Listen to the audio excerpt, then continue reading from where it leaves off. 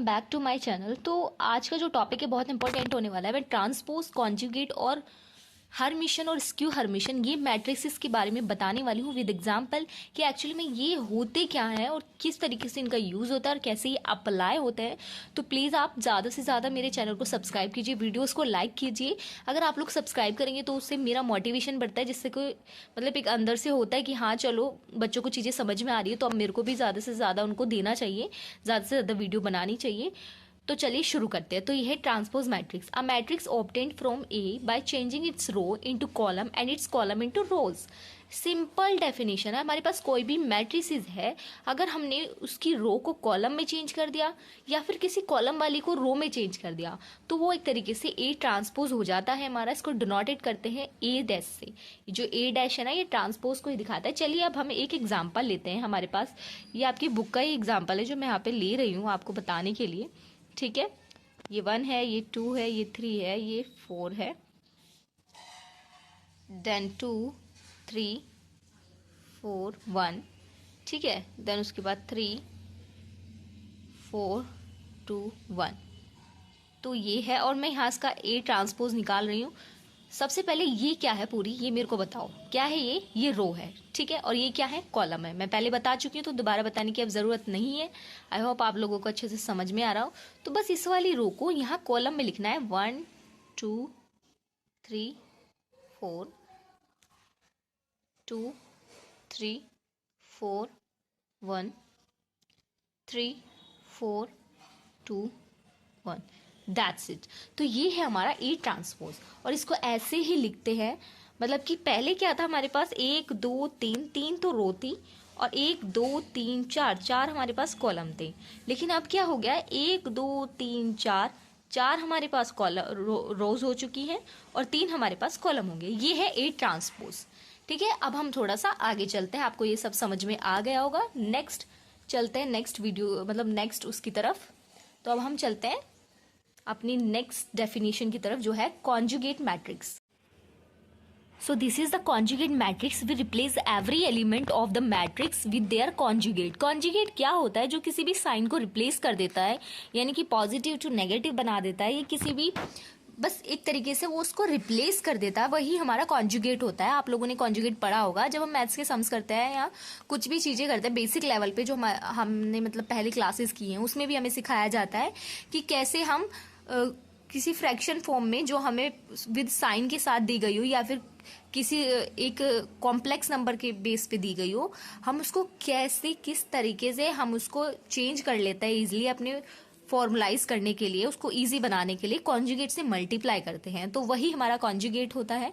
इसमें कुछ नहीं है, बस क्या करना है, कॉन्जुगेट को रिप्लेस करना है। जो कॉन्जुगेट हमें दिया होता है उसको किसी और से रिप्लेस करना होता है।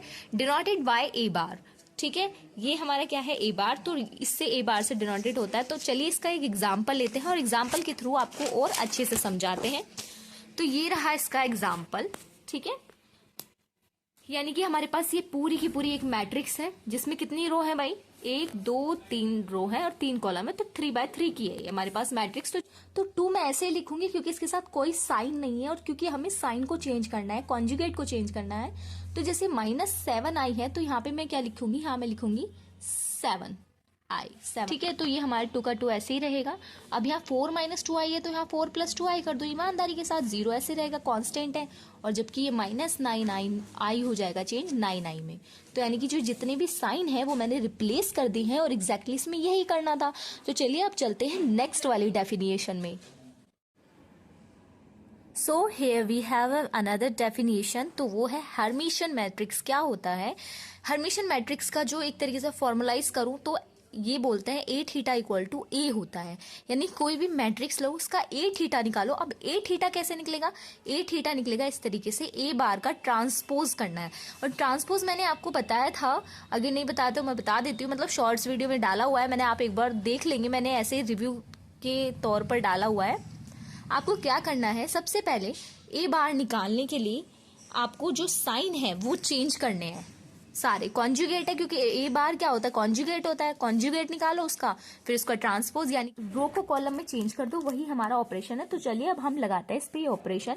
तो सबसे पहले मैं निकालूंगी ए थीटा निकालने के लिए, क्योंकि मुझे एट द एंड प्रूव करना है जो ए थीटा है वो इक्वल होता है ए के। तो मैं चलती हूँ अब ए थीटा पे, यानी कि पहले ए बार निकालूंगी मैं। तो जैसे कि मैंने कहा था कॉन्जुगेट चेंज करना है, 2+3i करना है, 3 - 5i करना है। आंख बंद करके भी ये ऑपरेशन लगा सकते हो तुम, सॉरी -5, ठीक है। और यहाँ -i, हाँ अच्छा, जो कांस्टेंट होगा उसके साथ कोई छेड़ाछाड़ी नहीं करनी है, उसको ऐसे ही रहने देना है। साइन केवल हमारा एक इमेजिनरी है, कॉम्प्लेक्स फॉर्म के साथ लगता है इस तरीके से, ठीक है।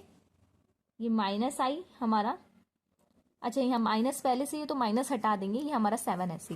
तो ये निकल गई मेरी ए बार। अब मैं इसका ट्रांसपोज कर दूंगी, ठीक है, ये रहा। अब मैं ट्रांसपोज करूंगी तो ये पूरी रो है, इसको उठा के मैं नीचे एडजस्ट कर रही हूँ, मैजिक कर रही हूँ मैं, मैजिक गाइज, मैजिक हो रहा है, आप लोग भी देख लो।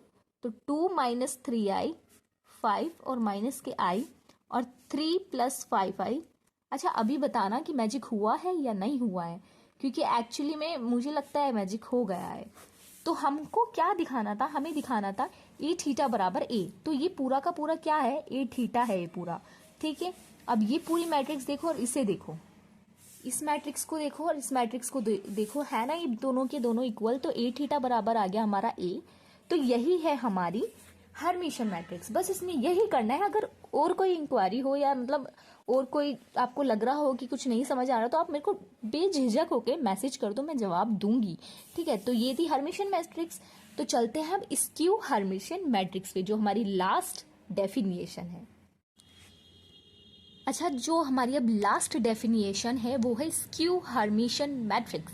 यानी हर्मिशन मैट्रिक्स क्या होती है, विदाउट माइनस साइन, और स्क्यू आते ही क्या हो जाता है, माइनस लग जाता है ए के आगे। यानी कि ए थीटा निकालेंगे पूरा उसी मेथड से, पहले ए बार, फिर उसका ट्रांसपोज, और फिर जो वो आएगा निकल के वो हमारा -a निकल के आएगा। मैंने यहाँ पर एक एग्जाम्पल लिया है।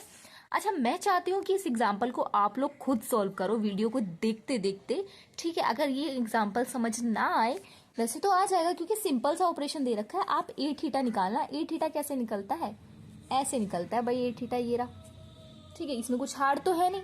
बाकी अगर आपको ये ना आए तो आप कमेंट में लिख देना और मैं इसको अच्छे से समझा दूंगी, ठीक है। बाकी बहुत ज़्यादा इजी है ये, आप लोग अच्छे से कर सकते हैं। तो मिलते हैं नेक्स्ट वीडियो में, तब तक के लिए बाय बाय। और please do subscribe my channel, और ज़्यादा से ज़्यादा शेयर कीजिए ताकि आप लोगों के साथ साथ और बच्चों को भी हेल्प मिल सके। क्योंकि बीएससी वगैरह या फिर हमारे जितने भी कॉम्पिटिटिव होते हैं, एंट्रेंस एग्जाम्स होते हैं, उनके लिए ये टॉपिक्स मस्ट रहते हैं, जो बच्चे ढूंढते रहते हैं, जो नहीं मिल पाते हैं उनको। तो अगर उनकी हेल्प हो सकती है तो उससे अच्छी बात क्या है। तो मिलते हैं नेक्स्ट वीडियो में, तब तक के लिए bye bye. Please subscribe my channel, bye bye.